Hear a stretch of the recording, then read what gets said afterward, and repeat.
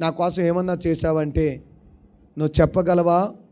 ప్రభువా, నీ కోసం ఇలా ప్రయాసపడ్డాను, ఎంత ఖర్చు పెట్టాను, ఇంత ధనం ఇచ్చాను, ఇదిగో ఇంతమందికి వెళ్ళి సువార్త చేశాను, ఇన్ని గ్రామాలు తిరిగాను ప్రభా, నువ్వు ఆరోగ్యం ఇవ్వబట్టి ఇంతమంది దగ్గరికి వెళ్ళాను, అన్యజనులు సువార్త చేశాను, ఇదిగో ఇన్ని ఆత్మల దేవుని దగ్గర నడిపించాను, నీ పరిచర్యలో అయ్యా నువ్వు నాకు ధనం ఇవ్వబట్టి నేను సేవకునికి ఎంతగానో సహకరించానని గుండెల మీద చెయ్యేసుకొని చెప్పగలవా? ఈ రాత్రి నీ పూర్ణ బలముతో, పూర్ణ వివేకంతో, పూర్ణ జ్ఞానంతో దేవుని ఆరాధించడం అంటే మనకిచ్చినది దాచుకోవటం కాదండి.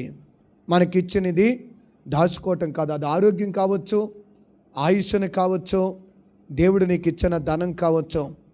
చాలామంది అంటారు నాకు సాగదండి అంట. మరి ఎప్పుడు సాగిద్ది నీకు?